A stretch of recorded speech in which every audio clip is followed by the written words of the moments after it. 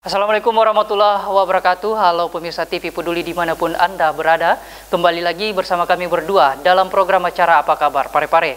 Sejumlah informasi menarik akan kami hadirkan di hadapan Anda. Tentunya bersama saya Yusriadi Sugiarto. Saya Johar Manikam, dan pemirsa jangan kemana-mana, mari kita ikuti bersama-sama Apa Kabar Pare-Pare selengkapnya untuk Anda.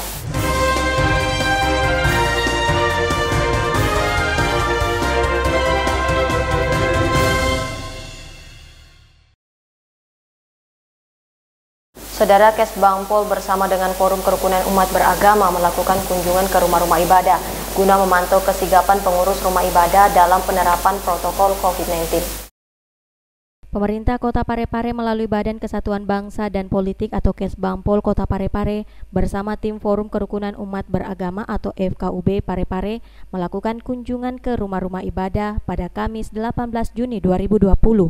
Kunjungan Badan Kesbangpol bersama FKUB ini sudah menjadi program rutin setiap tahunnya sebagai ajang silaturahmi dan mempererat kerukunan antar umat beragama. Mereka mengawali kunjungan di Masjid At-Taufik yang berada di Kompleks Pasar Semi Modern Lakesi. Hadir pada acara kunjungan tersebut Pelaksana Tugas Kepala Badan Kesbangpol Kota Pare-Pare Muhlis Salam beserta jajarannya, Ketua FKUB Kota Pare-Pare Haji Senal Arifin beserta anggota, dan pengurus Masjid At-Taufik. Menurut Pelaksana Tugas Kepala Badan Kesbangpol Muhlis Salam, selain mempererat silaturahmi, kunjungannya bersama tim kali ini untuk memastikan setiap rumah ibadah di Kota Pare-Pare mematuhi protokol kesehatan COVID-19. Selain mensosialisasikan tentang protokol kesehatan, Kepala Badan Kesbangpol Pare-Pare juga menyerahkan masker gratis kepada para pengurus masjid. Andi, TV Peduli, mengabarkan. Baik, kita ke informasi selanjutnya, pemirsa. Berdasarkan hasil keputusan rapat, sebanyak 15 perguruan pencak silat di bawah naungan Ikatan Pencak Silat Kota Pare-Pare siap menggelar musyawarah kota. Berikut informasinya untuk Anda. Sedikitnya 15 perguruan pencak silat di bawah naungan Ikatan Pencak Silat IPSI Kota Pare-Pare siap meramaikan pelaksanaan musyawarah kota atau Muskot yang direncanakan berlangsung 27 Juni 2020. Berdasarkan hasil keputusan rapat panitia pelaksana yang dipimpin Dotrandes Muhammad Ardi Abu di ruang Puskomkref Kantor Dinas Komunikasi dan Informatika Kota Pare-Pare, Rabu 17 Juni kemarin. Wakil Ketua KONI Pare-Pare Haji Bahtiar Sarifuddin hadir mewakili KONI Pare-Pare sekaligus mengasistensi pertemuan tersebut, mengatakan KONI punya kepentingan dalam terbentuknya kepengurusan IPSI Pare-Pare. IPSI diharapkan dapat menyumbangkan medali emas pada Pekan Olahraga Daerah atau Porda nantinya. Pegiat komunitas hijau Pare-Pare ini berharap kepengurusan baru yang terbentuk betul-betul eksis dan mampu mendesain kepengurusan sehingga dapat melahirkan atlet pencak silat yang handal. Minimal dalam waktu dekat, kepengurusan yang baru sudah mempersiapkan atletnya menghadapi Praporda tahun 2021 serta dapat menyumbangkan medali emas pada Pekan Olahraga Daerah yang akan berlangsung di Kabupaten Sinjai, Bulukumba. Ya, kita IPSI Kota Pare-Pare kita akan mencoba mendesain kepengurusan yang akan datang ini untuk bagaimana agar supaya mampu memberikan sumbangsi medali emas pada persiapan Porda Sinjai Bulukumba yang akan datang. Persiapan pelaksanaan musyawarah kota yang dilakukan ini, saya selaku Wakil Ketua KONI yang langsung atensi bahwa keberadaan IPSI di Kota Pare-Pare ini benar adanya nantinya, sehingga tidak lagi ada kepengurusan yang vakum.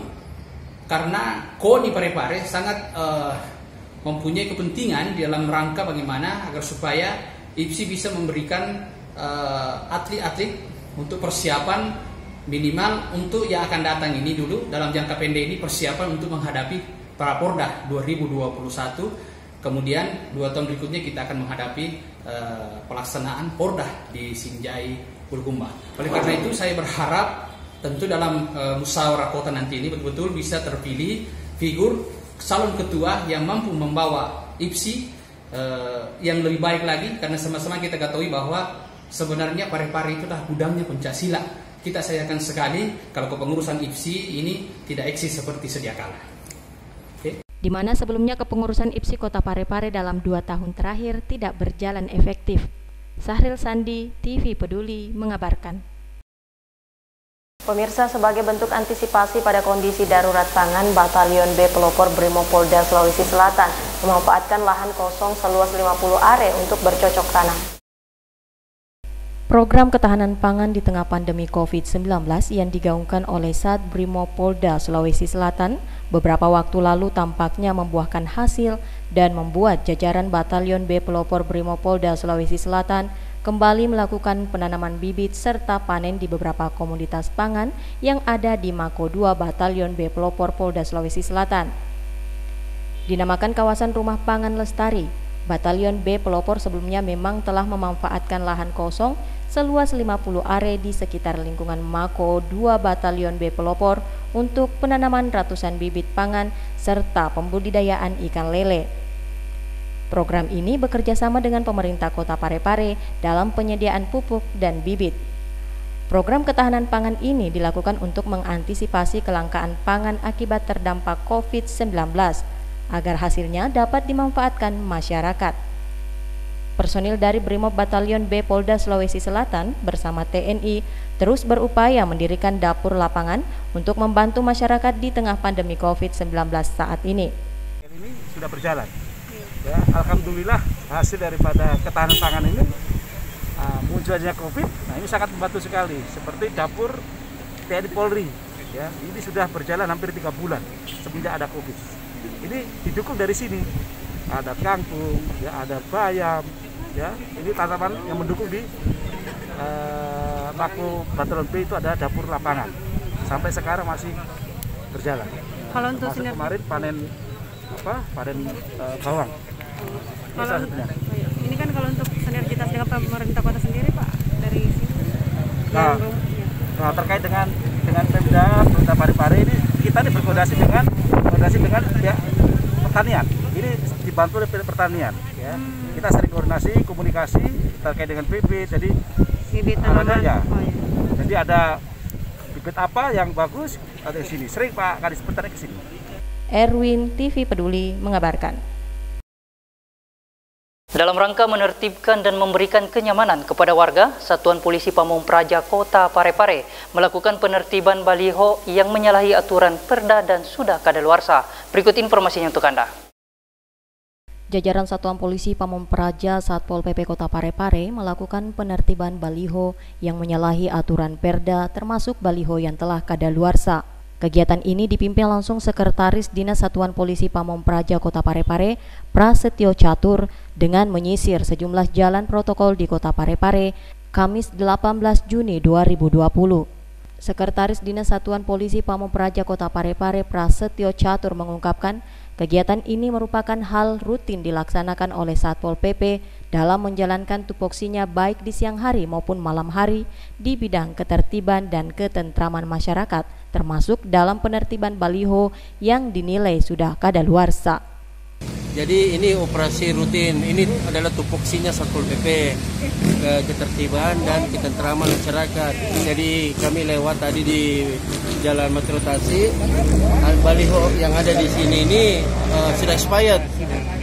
Jadi baliho ini masih berlogokan Selamat Hari Raya Idul Fitri. Idul Fitri kan sudah 2 bulan yang lalu, jadi kita tertibkan, kita bersihkan. Lagian juga tempatnya juga ada di trotoar jalan. Jadi kita menghimbau kepada pemiliknya untuk segera dibersihkan, dirapikan supaya tidak ada di trotoar jalan yang menghalangi pejalan kaki. Itu. Selain menertibkan baliho, pihaknya juga menghimbau para pedagang kaki lima agar tidak menempati trotoar untuk berjualan. Sahril Sandi, TV Peduli mengabarkan. Saudara, bukan hanya proses belajar mengajar dilakukan secara daring, namun pelaksanaan sidang juga dilakukan secara virtual. Hal ini dilakukan guna mencegah tahanan terpapar COVID-19. Pelaksanaan new normal atau adaptasi kebiasaan baru mulai diberlakukan. Namun mekanisme persidangan secara online masih tetap akan dilakukan guna mencegah penyebaran corona atau COVID-19. Persidangan online sendiri telah ditetapkan sejak darurat pandemi COVID-19 diberlakukan. Namun dengan pelaksanaan new normal saat ini, persidangan online masih diterapkan. Salah satunya persidangan yang digelar di Kota Parepare. Jalannya persidangan, tahanan tidak perlu dibawa lagi ke kantor pengadilan. Cukup penasihat hukum dan pihak dari Kejaksaan Negeri yang mendampingi para tahanan di lapas dalam mengawasi jalannya persidangan. Sidang online masih dilakukan guna mengantisipasi tahanan yang menjalani sidang terpapar COVID-19. Meski demikian, jalannya persidangan online masih belum maksimal dilakukan dengan berbagai kendala, salah satunya kendala pada jaringan. Hal tersebut diungkapkan Penasehat Hukum Pengadilan Negeri Parepare, Samiruddin. Namun dengan jalannya persidangan online, dirinya merindukan persidangan langsung secara manual. Ini untuk sidang online masih tetap dilaksanakan ya? Ya, jadi kami sidang online ini sebenarnya kami sangat berat untuk sidang online. Kami sebenarnya merindukan sidang manual. Kenapa? Sidang online ini masih tidak mendukung adalah jaringan. Yang membuat kita ini adalah kendala jaringan, sehingga untuk melakukan pembuktian yang kurang. Tetapi karena kondisi sekarang ini COVID, ya kita harus bagaimana? Karena ini instruksi dari Kementerian Hukum dan HAM, Kejaksaan dan pihak lapas termasuk Polres. Erwin, TV Peduli mengabarkan. Ketua Ikatan Dokter Indonesia Cabang Parepare angkat bicara mengenai kabar hoax yang berkembang di media sosial seputar pandemi COVID-19 yang dijadikan lahan bisnis. Banyaknya hoax yang berkembang di media sosial yang mengatakan bahwa pandemi COVID-19 merupakan sebuah konspirasi. Bahkan tenaga kesehatan dianggap mengambil keuntungan pada situasi ini. Ketua Ikatan Dokter Indonesia atau IDI Cabang Kota Parepare, Dr. Ibrahim Kasim berharap kepada masyarakat agar tidak mempercayai hal tersebut. Hoax seperti ini justru memperkeruh suasana. Dampaknya masyarakat akan acuh tak acuh terhadap himbauan pemerintah dan pada akhirnya protokol COVID-19 akan ditinggalkan. Pada seluruh masyarakat sosial. Dokter spesialis bedah pada Rumah Sakit Andi Makassau ini berharap agar kejadian yang terjadi di daerah lain tidak terjadi di Kota Parepare.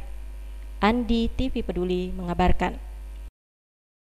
Saudara, kembali lagi bersama kami. Bukan hanya pengunjung, Rumah Sakit Andi Makassau juga memberlakukan aturan protokol COVID-19 secara ketat pada setiap karyawannya. Hal ini ditempuh agar meminimalisir karyawannya terinfeksi COVID-19. Guna memutus mata rantai penyebaran coronavirus disease atau COVID-19 di Kota Parepare, manajemen Rumah Sakit Umum Daerah Andi Makassau menyiapkan wastafel cuci tangan di gerbang masuk. Selain menyiapkan 3 wastafel, Rumah Sakit Andi Makassau juga membentuk tim jaga yang bertugas mengingatkan pengunjung wajib menggunakan masker selama berada di kawasan rumah sakit.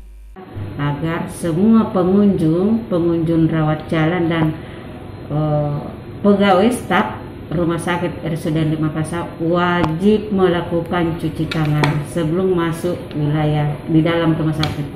Selain melakukan cuci tangan, dilakukan juga pemeriksaan suhu badan.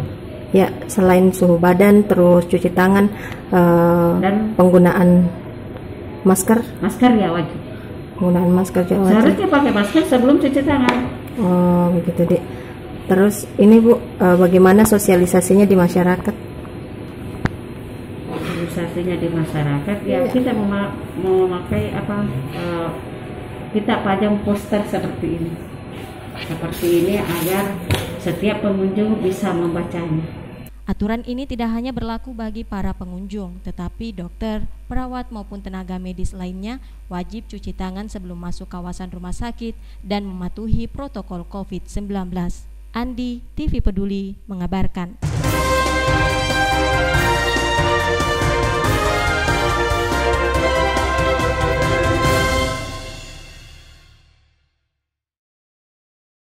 Dan pemirsa, informasi tadi menjadi suguhan terakhir dari kami. Tetap perbarui informasi Anda dengan menyaksikan seluruh program persembahan dari TV Peduli, Inspirasi Parepare Maju. Saya Johar Manikam. Dan saya Yusriadi Sugiarto, mewakili seluruh kerabat kerja yang bertugas pamit undur diri. Wassalamualaikum dan sampai jumpa.